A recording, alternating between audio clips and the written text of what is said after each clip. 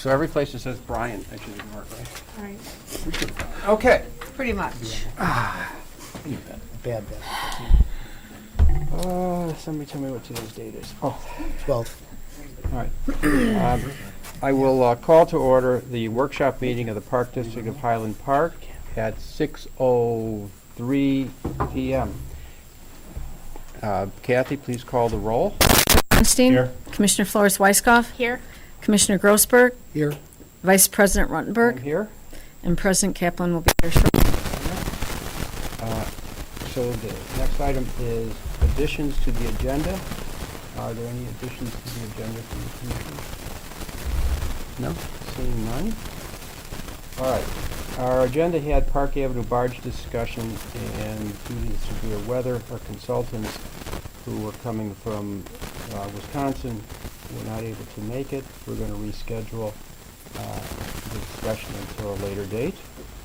And Rosewood Beach nourishment discussion, I believe we're also rescheduling that to a later date since it's the same consultants. Recreation Center property name discussion. Liza. So, actually, this conversation about the, what was formerly known as the Highland Park Golf Course, the property, we had engaged in just a very brief conversation about the naming of that property. And since that time, it has been suggested that we even look at giving it an interim name while we are working on a more appropriate name. So in your packet, and hopefully in my packet, is a recommendation to, in the interim, to name the property behind the Recreation Center the new community park at the Recreation Center. Clever. But the idea is, one of the things that we want to do is we want to connect the property to the rec center, just because of the connectivity between the two, but also to, people think about the Highland Park Country Club, they think about the golf course and the building, and I don't think people are thinking about this new site. So in the interim, staff team came up with the idea of calling it the new community park at the Recreation Center. And then on the second page of the very brief memo that's in the packet, we had brainstormed, and when I say we, the Park District, we have an internal staff committee that is led by the planning team, Rebecca and Jeff and Amalia and Liz. And then we have other staff members who are participating in the group, many of whom are here in the room tonight, from Kathy to Mitch to Brian, somewhere, Dan, etc.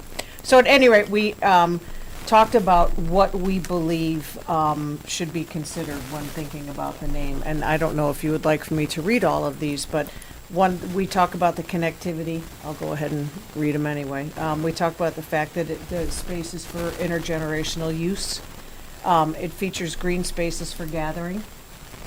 It offers one-of-a-kind passive recreational experiences for walking, leisure biking, running, playing, and enjoying the outdoors. It is open. It has long views. It is easy to access. There's parking.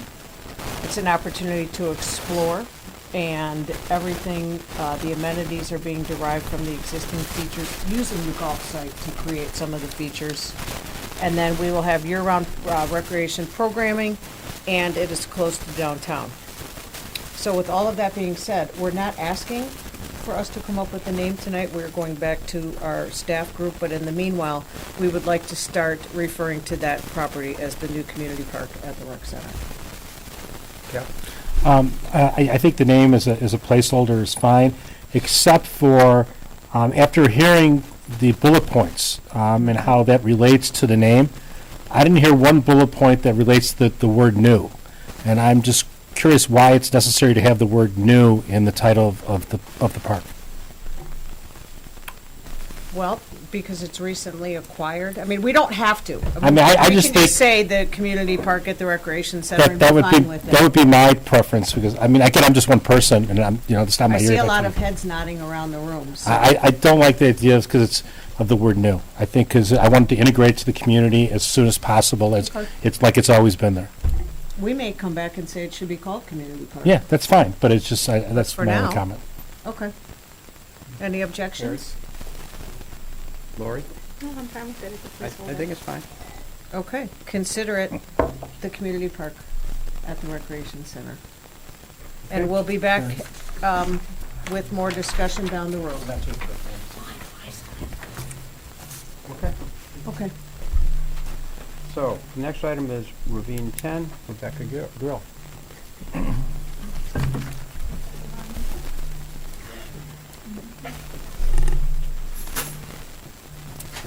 Hi, everyone. Good evening. Hi there.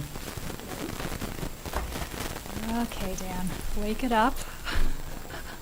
No. So evil. There we go. Ha! That wasn't too long. So, thank you very much. A brief report and a request for an approval of an agreement. Kind of taking a little bit step in time back, you will recall that we had a discussion regarding joining with the City of Highland Park, the North Shore Water Reclamation District, and the Park District to go down the Gliffer Path at what is Ravine 10, Moraine Park. This came up just shortly after the city was completing its work on Ravine 8, which was also Gliffer funded. And we wrote together a letter of intent in February of 2016. September, there was a federal interest determination was approved. In other words, the Army Corps said, yes, this is a worthy project. And they got their funding to do a feasibility study in October of 2018, and in December, just before the holidays, we received a study cost share agreement. And that's what we're asking you to give us the go-ahead to sign off on and send forward. And I'll give you some background on what this accomplishes for us. Just so you know, this study is valued by the Corps at over $300,000.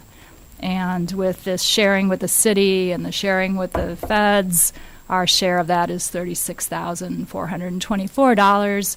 And we have money in capital to do that. So Gliffer objectives, just as a reminder, if you think about Rosewood, it's about connectivity, habitat diversity with regard to Lake Michigan. Interestingly, we apparently have an Illinois threatened mud puppy as a potential for creating habitat. I think that's a salamander. And then, as we did at What's it Rosewood, a mud puppy. A mud. I'm just reading to you from the Corps Federal Interest Determination. And then, like at Rosewood, invasive plant control, planting native plants, and increasing habitat for birds. So this is the study area, the project study area, as has been delineated. So you can see Ravine 10, as with all ravines, starts out by Green Bay Road, which is, I guess that's actually St. John's. That's Port Clinton Park there on the left, and extends all the way down to Moraine Park. So in the spirit of what is downstream, everything from upstream comes at it. This study includes the green area. So there will be decisions made as they evaluate what can be done to repair this ravine, and I'll tell you a little bit about what's going on down there. But it's possible that we will only be focusing on one area, probably Moraine Park would be my guess. That's, I'm sorry, the one that in the top corner, that is Port Clinton. Port Clinton Park, Mhm. right? Did you see along, is it Sheridan or St. John's? I think. St. John's. St. John's. St. John's, okay, Mhm. got it. Yep. So there's a few things of note here. First of all, due to some changes in the Water Resources Development Act, or WRDA, our project manager from the Corps tells us that there's a potential for 65-35 match on repairing that walkway down at Moraine Park, which is a good thing. Mhm. And we do have money separate and apart budgeted for that, but it would surely be nice to have some help. Infrastructure, Is that money in the 5-year capital plan, or? yes, sir. Okay. Infrastructure. So now we're going to come down to where our partners' interests lie. And of course, ours is this is not aesthetically pleasing. Those steel walls that you see on the right are failing primarily at the toe, so the the bluff is able to just kind of keep seeping out under the wall.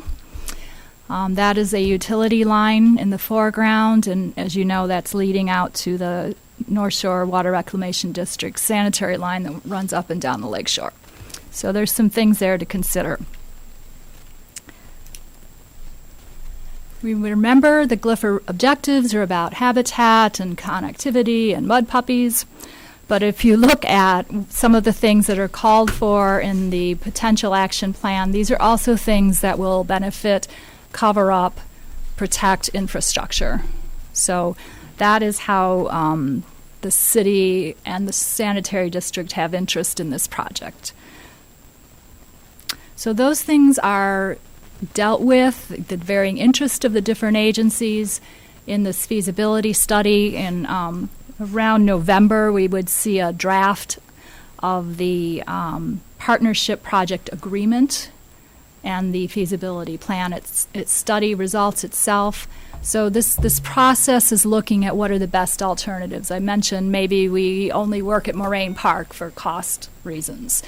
Those are the kinds of things that get decided between the partners and the Army Corps in this process.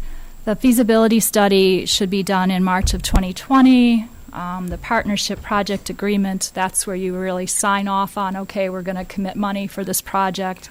That's August of 2020. So here are the breakdowns of that $308,000 study. This includes,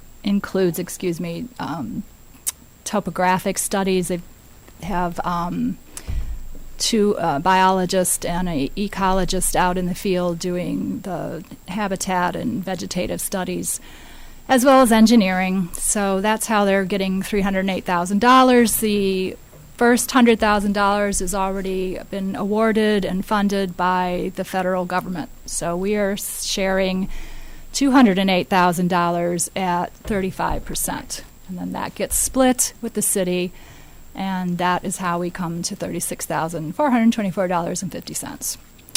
So in the way, as it often is with the Corps, we discovered we had originally budgeted about half of that money, about $15,000 was our anticipation. And again, this is going back to 2016, what we thought it would look like. So in the end, and I'm going to point out that they have added about $40,000 in contingency. So that price increased to the total ending up being $32,000. So we have money in the, we had originally budgeted the $15,000. We have money in the project itself in capital, so that's where those funds would come from. Questions? We're asking that, excuse me if I'm wrong, but that this would come back at the next meeting February for 26th. approval. So Yep. that's what we're looking for. And I know that I was on the phone with each of you today about some things relative to tonight. When I was talking to Lori, I suggested that once we know more about the project and what the funding will encompass, it would be a good idea to take a field trip there with staff so that we could explain, they could explain what this all will entail. And you can see the mud puppy. Hope so. So rare. this is Gonna be out there so calling this is it. just this is the next phase. So this won't commit us to the actual work at the end of the day, but That is this correct. will tell us what the costs are going to be and what the benefits will be. Yep. So let's start with Lori. Do you have any questions?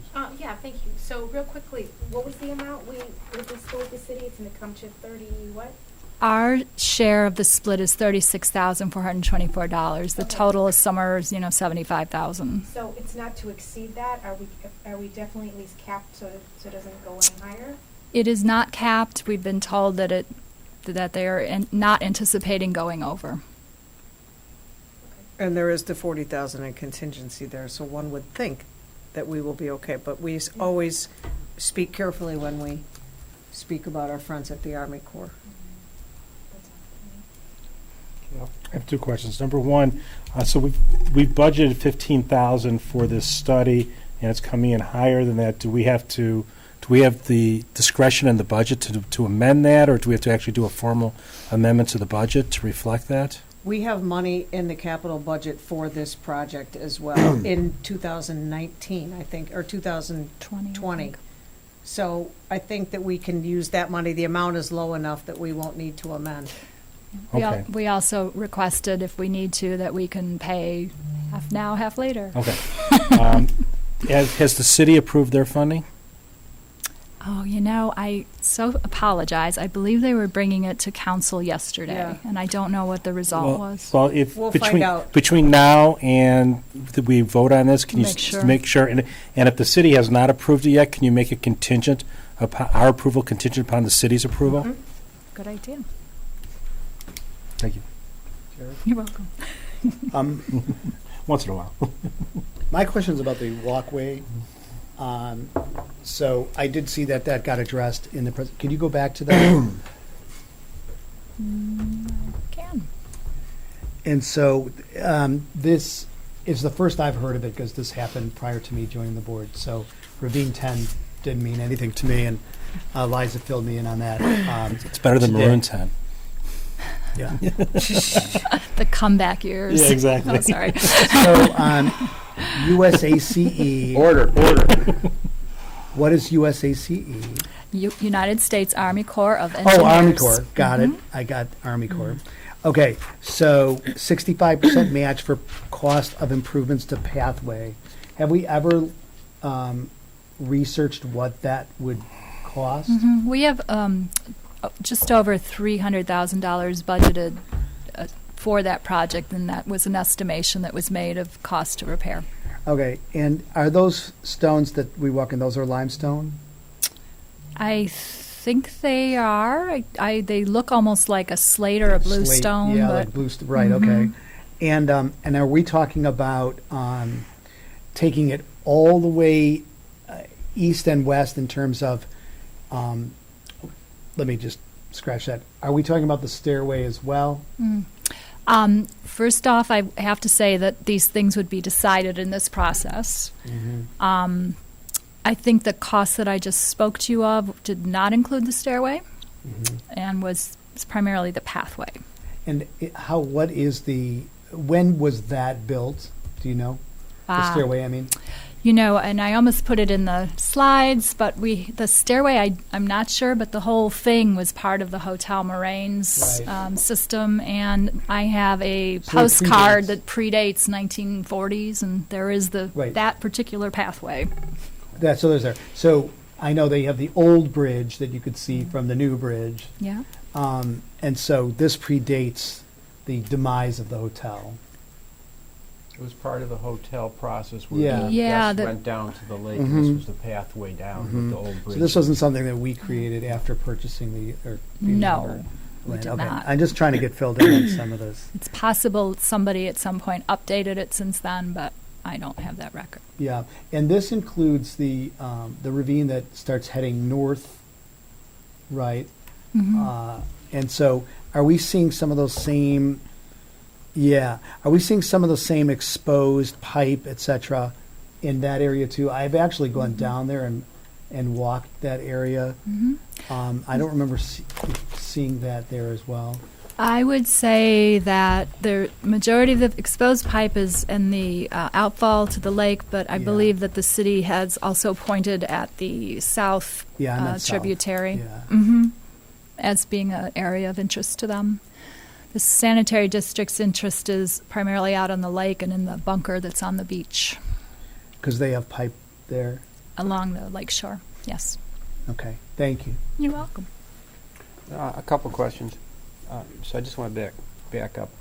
The $300,000+ that's in the budget is from which we're going to draw this $35,000 is our estimate of doing the project, doing the work, restoration work, or is that? So Yes. there's two pots of money. One is for the access, and that's the little bit over 3. I believe that the one that's for the project is 375. And that's not budgeted in 19, That's a little bit later. Okay. Okay. That's in the 5-year capital plan for 2021. All right. So the project over the next couple, 3 years will be, we'll call it $700,000, round numbers for us. Yeah, and potentially if we get some help with Okay. the path. All right. I guess I'm a little bit curious, the utility lines and pipes that are in there are the cities. That is Or- my understanding, that the ones that, not the ones out on the lakefront, but the ones that are in the U shape are municipal connections to the sanitary district lines. So there's also the North Shore Water Reclamation District involved here. Are they participating, or is it their lines don't start until they get to the interceptor out at the lake? They are signatory to the letter of intent, and verbally, I have heard that they are participating in the project. This is to be determined through this process to see what work is being done where and whose interest. Okay, I understand. This is yet to be determined, is what you're saying. Okay. Is there are, I think from the picture and from the location, there are residences on the other side of the ravine? Yes, so on, right at the outfall, which is a particular area of interest, I believe there are 2 homeowners that have ownership down to the middle of the stream. So the city would Which need. houses are these? South or North. North, got it. Mhm. We're on the south. We own the south side. So would the city go to them for a contribution as well? They would not be going to them for monetary contributions. To my understanding, they would be going to them for easements. Okay. Similar, do you recall what they did at Ravine 8? The number of households, and they signed off on right. agreements. I was just thinking back to when Open Lands redid Fort Sheridan. We had the same kinds of issues. Yes, of Ryan London restorations worked on that. with Yeah. neighbors who were very concerned about it. Yep. All right. I have nothing else. Anybody, any follow-up questions? Okay. All right. Thanks, Rebecca. Yeah, thank you. Yeah, Ravine I 8. thought Ravine 10 was the name of a restaurant. by the Ravine way. 10's playing at the Super Bowl next year. Huh? There'll be no wardrobe We'll leave it at malfunctions. that. Yeah, exactly. All right. Personnel policy review. So. Liza and Donna. So Donna Dunn, I think we're at the point now where everyone has met Donna Dunn on multiple occasions. One of the But- best names in the Park District. Told you. I love that name, Donna Dunn. So Done a great job on this. at any rate, I'm setting up Donna Dunn. Well, let me ask a question. So, are you related to the Dunn after whom all the Cook County Forest Preserves are named? Dunn Woods, All right. Dunn Golf. So I'd ask. Sorry. I think that is an E. I'm just- I have a question. I'm just You following said you. you want to go into HR after you got the last name Dunn? No, okay. Meanwhile, back to the original So at plan. any rate, as part of best practices, it is recommended that every 5 years that the Park District review policy manuals. So we have spent the better part of the last year and reviewing both the general policy manual for the Park District, which will be coming either in March or April. And then we've also been reviewing the full-time policy manual. As a part of the process, several months ago, we assigned Commissioners Berg and Flores Weiskopf to be the board liaisons to the staff that was working on this project. And through the process, we've probably had 3 or 4 meetings, I think, between staff and Terry and Lori to go through the policies, to talk about changes, and then finalize what we think is a solid document to present to the board.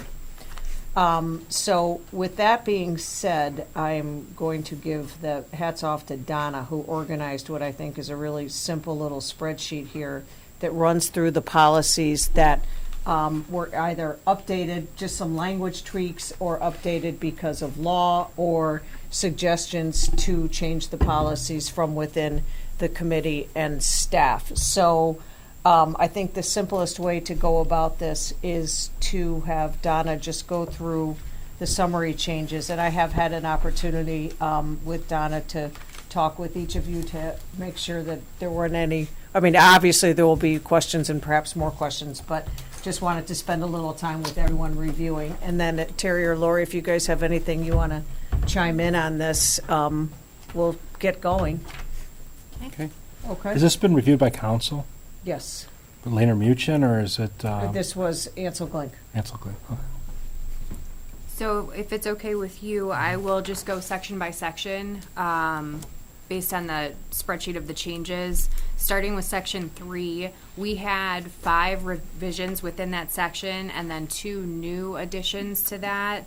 The 2 additions were the Americans with Disabilities Act that was part of a previous section and has now been taken out and it's made its own section. And we also formalized the internship program for college and university students. So those are the 2 new ones. The 5 revisions were very basic, updated language. I believe section 3.5, the hiring of relatives, was something that was up for board discussion, so I'm not sure if you'd like to do that now as we're reviewing this particular section. Let's do it as we go along, so we don't forget to come back to it. Okay. Do you guys have any questions about section 3 and the changes that you saw in your packet?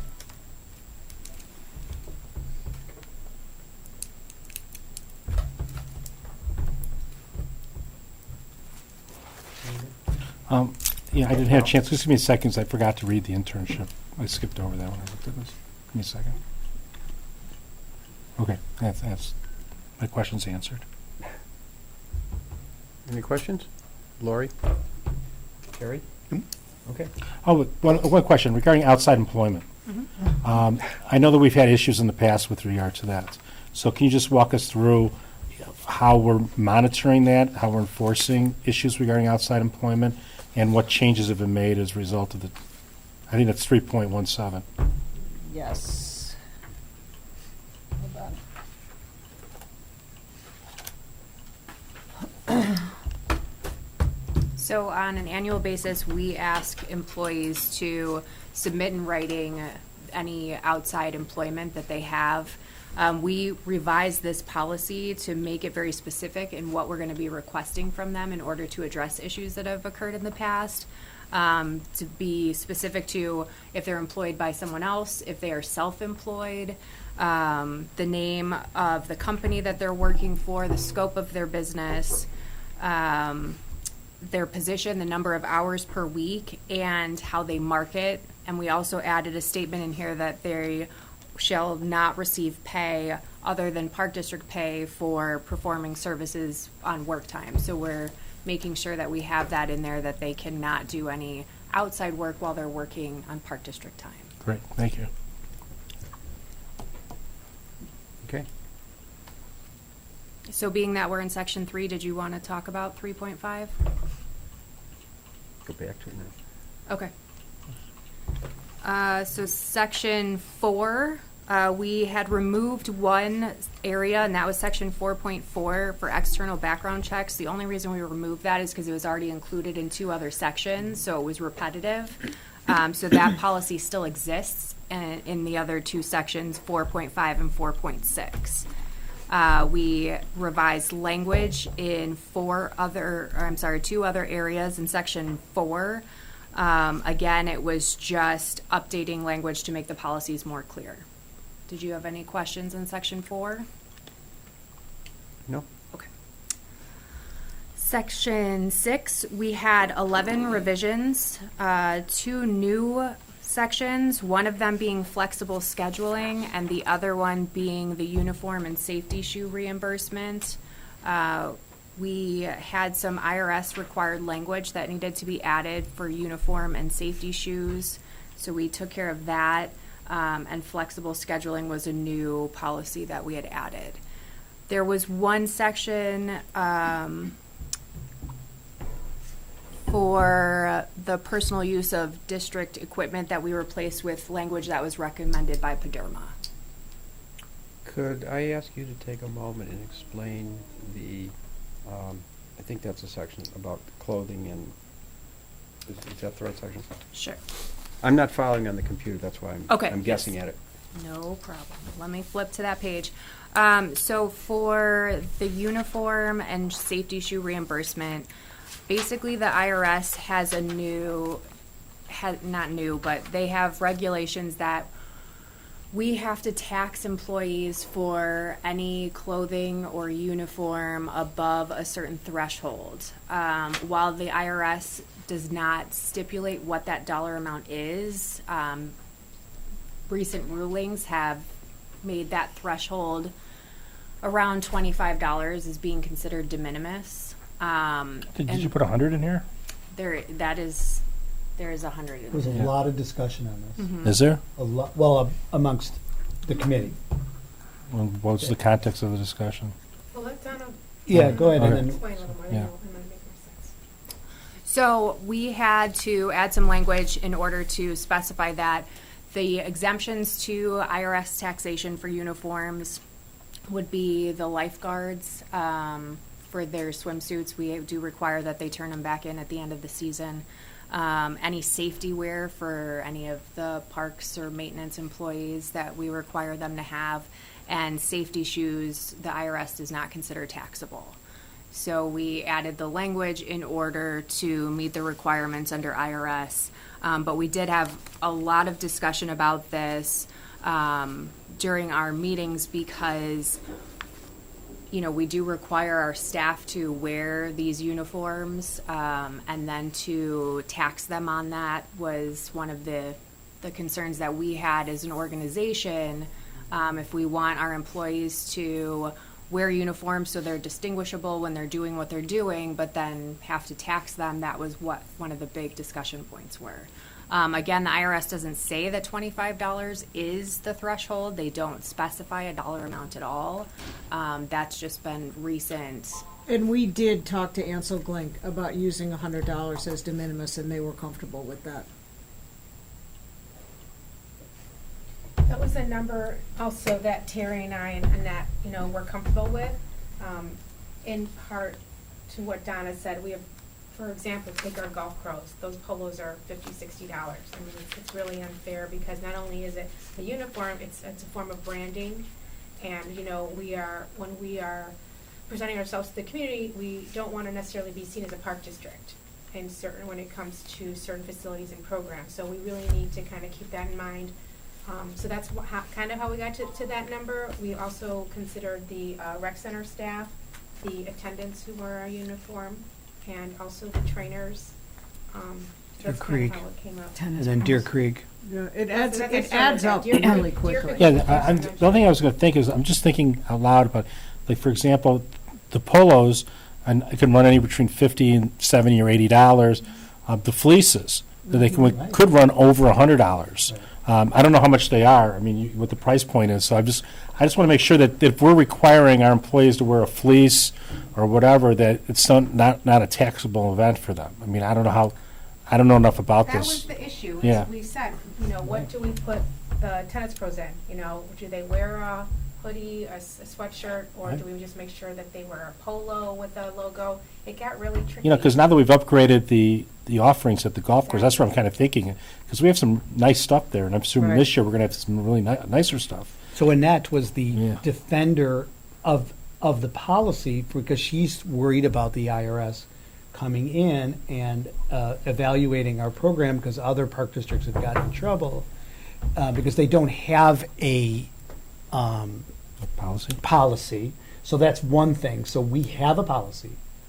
Now we are sort of guessing at a number that comes somewhere close, but it really doesn't. Like we were talking about Deer Creek, especially, you have, when it's 80, you're wearing one thing, and if it's cold on the tennis courts, you're throwing a fleece over it, or whatever you're doing, and boom. And we were especially worried about the new employees because the older ones have accumulated gear over the years. Yeah, and we don't want to push the envelope with the de minimis amount, but we recognize we employ people who wear things as simple as T-shirts to, you've got the park staff that are wearing parkas and so forth and so on. So it runs the gamut, but we have a policy that's in place. We are going to be there, if we, now obviously it doesn't apply to golf and tennis, but if you are considering equipment or clothing for safety reasons, if we put reflector tape, like on a lifeguard's outer jacket, when it's cold, they won't be taxed for that. So we are going to try and be as intelligently creative, if that's a word, to try and keep this as painless on the employees as possible, but still provide proper clothing for them. If the IRS comes in, we have a policy in place, and if they need us, if they argue the amount, then we'll deal with it. But I think that really after a lot of conversation, we're comfortable with this. And as Terry said, the new employees are the challenge, because they don't have a history of collecting clothing, particularly in the golf and tennis arena. I don't want to So- spend a lot of time on this, but if we made it 125 or 150, I think we capture the new employee risk that they may have. I don't think, if the IRS came and audited it, what are we talking about? A couple dollars? What would the penalty be? If they came in and they said, oh, well, someone's wearing $135 worth of goods, and therefore they should be taxed at $15. I mean, really, how does this work? I can't estimate what the IRS would penalize us on, but this would just be one small piece of all of our benefits that they would be reviewing. So it wouldn't be just looked at as this. What Lauterbach and Amen has also reviewed this policy. They were the ones that helped me drive it to begin with. She has made it very clear that as Donna said, the IRS does not define de minimis, but their court cases, their rulings, $25 has been held to it. It has been made very clear to me that at $100, we are Pushing the envelope? already pushing the envelope. Okay, Thank you. that's fine. It is. Okay. It is a difficult situation, but Elk Grove Village is the park district that I know that, another large one like us, that ended up with some very large penalties, because you're not just paying the penalties, you're paying the back taxes, because they consider this So much fun, I lost track of time. non-cash income. And so you are now paying penalties because you're not in compliance, you're paying the back taxes for both yourself and the Okay, employee. that's fine. So it does accumulate. And it wouldn't just be one employee. If they did come and audit, they're going to say, we've got 75 employees all wearing T-shirts and they're over the limit. And so every one of those would probably be then subject to their own audit. Okay. So I have a question.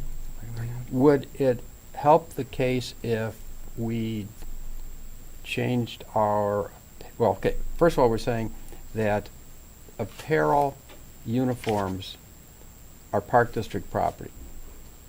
But the challenge here is apparel issued to employees that is suitable and allowed for wear outside of the district. And if we said that the polo shirts for the golf pro, or whatever it is not to be worn outside of business hours as our official policy, doesn't that change the effect of this? Can I address that? Yes, please. The IRS has essentially two things, that the logo, because I've asked this very question, I've said, oh, but we have logos on everything. We've defaced it, is the word that I have used. We've defaced the clothing. And the IRS says if it's suitable for wearing out to dinner, then it's not defaced. It would be considered non-cash, non-cash income. They only defined a fireman's clothing as really being something that you're not going to wear out. Okay, but all I'm saying is, if we had a policy that says to the employees, you cannot wear this outside of business hours, wouldn't that bootstrap us a little bit better? Yes, but I'm not saying what the employees does. right, I understand. I think it could help our case that we've asked them not to do this. I think it would help our case, but we're still in a gray area. Okay, I would like to then have it say that, I'd like to redefine it, keep the $100 level, but let's say that could we say the official policy is you don't wear it? I'm just trying to avoid. Yeah, I understand, but issue. I mean, when we brand we've talked about this for years, we brand our stuff, the whole idea of having it is the more you wear it, we want them to wear it, because it's free advertising. but it could have a bad consequence.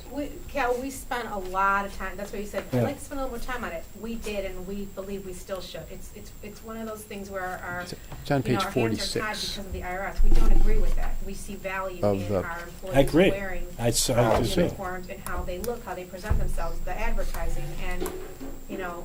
My just gotta- suggestion, Barney, is since we're not experts in this, let's rely on what Ansel Glink and whatever the auditors are telling us is appropriate, and that's what we're relying on. And if there's an issue, Okay, It's all not I'm our saying, fault. I'm We saying, can circle back with Yeah. Ansel Yeah. Blank, who Yeah. would defend us if Yeah. something like Let- this were to let's see if happen there's a and way run of it by them. let's just And see if there's they a way, have- since yeah. we're Yeah. gonna have this again, let's see if there's a way of tweaking that so that we have another point of saying, well, they're not supposed to wear it after hours. I'm not sure everybody agrees with that, is all I'm Well, saying. I know, but Mm-hmm. what people do. But I think the main point is we don't want our employees charged in any way. Or Correct. That's what the my bottom concern line. is. Right, but there's a certain cachet, as we were mentioning with lifeguards and stuff like that, of attracting, because we have a need for lifeguards, of attracting them to this position. And so we could ask them to turn them in at the end of the Yeah. year. But they actually enjoy, and it's a thing of pride for them to have these collections of things, because they worked for the park, they were a lifeguard, and they get to keep the hoodie or whatever that is. But then that pushes them over the limit. So that's why we'll explore possible tweaks that Okay. we'll provide in our policy manual, which may be different than somebody keeping the T-shirt and forgetting to turn it in. We'll report back. Okay. Any Go on. other You're in questions for section 6?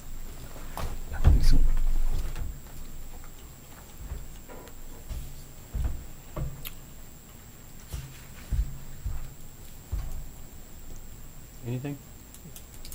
No? Okay. Section 8, we had 5 revisions, and we had 4 sections that were removed. The sections that were removed were educational assistance, the section on credit unions, just because that specific one no longer exists.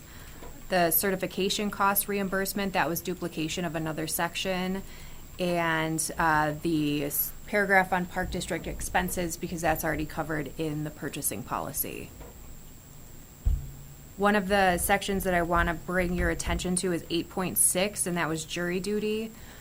We tweaked one of the paragraphs to clarify that employees would be paid for their time performing their civic duties and would still be eligible for all their normal benefits. It wasn't clear, so we did make that adjustment. And we also removed the obligation for them to sign over the jury duty check that they get. That was my question. Yeah, the version we have doesn't have that change yet, though. Right. So you'll see in 8.6 that the, on page 62, that there was an inadvertent strikeout.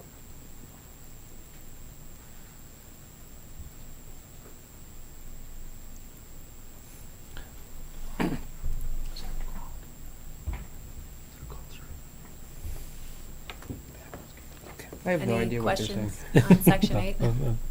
Technical. Yeah. Keep going. Okay. Section 9, we had 5 revisions, 2 new policies. The 2 new ones were anti-bullying and the employee transgender policy. The revisions were updated mostly for legal reasons, new language just to clarify, nothing real substantial. Did you guys have any questions when you're looking at section 9?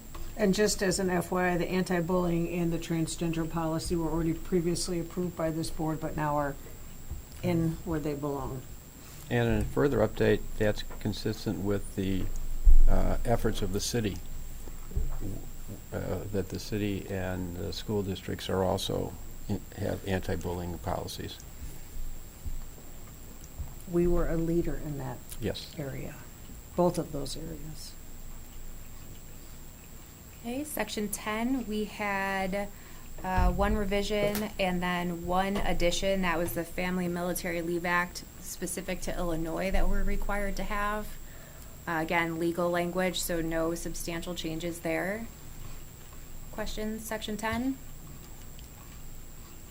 Okay, and then section 11, we updated the language for funeral remembrance and then removed 2 sections because they're more procedural, so we have those separate.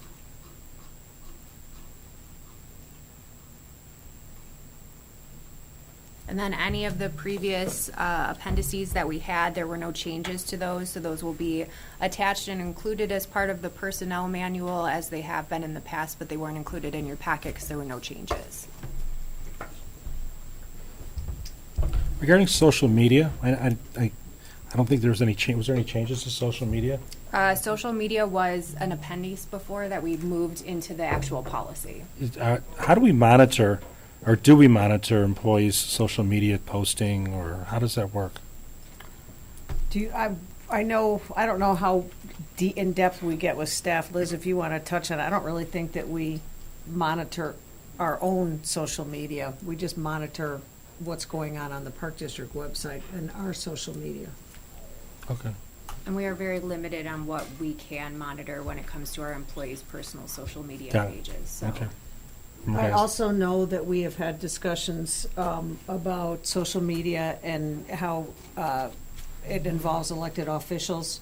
We have not come to any, there was a session at conference about it, but we're still working with Ansel Glink and other park districts to see who has model social media policies. So that's But not it's- part of this No, handbook? that's, yeah, the general policy manual will be coming back with you again, and we'll Okay. also be visiting some other IRS issues in that manual as well, so. Great. Well, let me say, in my former career, I used to sometimes work on these handbooks. I really appreciate Lori and Terry and Donna, all your hard work on this, because I know it's tedious and it could take a lot of time. And we really appreciate the hard work that you put into this, because it is a complex situation, and there's a lot of different moving parts. So I think you've done a fabulous job. You're here.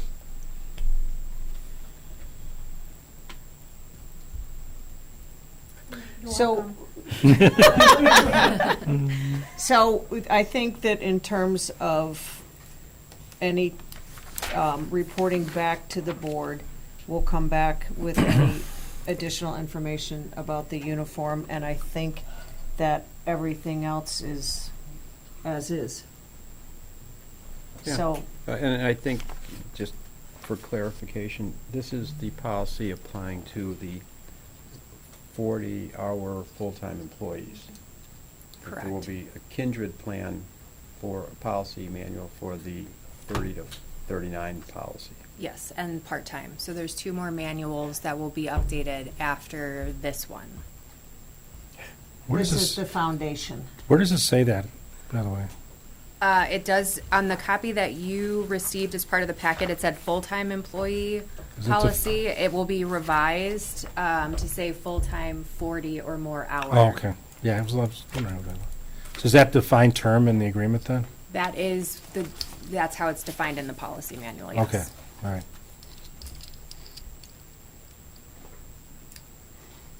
Mr. President?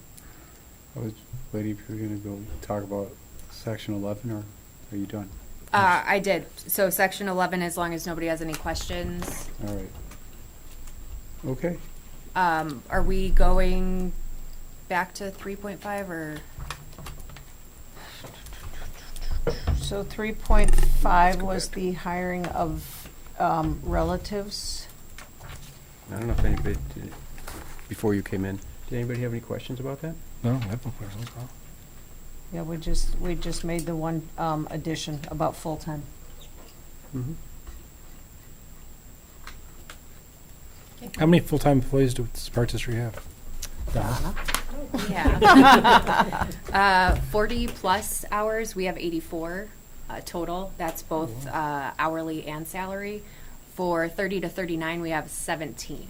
So we call them full-time 30 to 39 because of the ACA federal requirements and that they consider them full-time employees, but So if we have a seasonal employee, whether it's the golf course or camp counselors, and even though they're working a full week, they're not considered full-time. correct, because it's the average over the course of the year.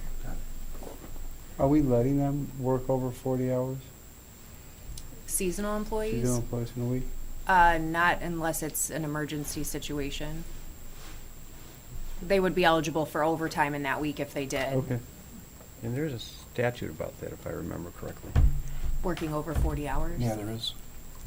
And Time and a working half. 7 days in a row. Mhm. 7 days in a row. That's why Ruben can't do his class on Sunday. How many, Don, how many employees do we have that actually work 38 to 39 hours? 38 to 39 or the 30 to 39? No, because here's the thing, is if they're, it's so close to 40. Right. You know, how, are there employees that really work that close to 40 but don't make 40? I would have to run some reports Okay. of the history. I don't have that because it's not like the set schedule is necessarily 38 or 39 hours a week. It could Just an fluctuate throughout the average. year, Okay, busy okay. season, but we could definitely run some averages for people if you want. No, that's okay, that makes sense. Okay, thank you. I too would like to thank Donna, because she jumped into this midstream, like when we were in the bottom of the 9th inning, and she came in when we were about done and caught herself up, and she's made some nice, she's provided good feedback, so, and thanks, of course, Terry and Cal, and Lori. Lori and oh, Terry. God. Yes. Lori and Cal It wasn't used me, to, no, it wasn't Cal me. I had the- complimented My you. fingerprints are not on this document. Cal used to do it. I did a long time ago. and Don't do them anymore. yes. I've written them. Yeah, that's. Okay, review of vouchers. Matt? Great game.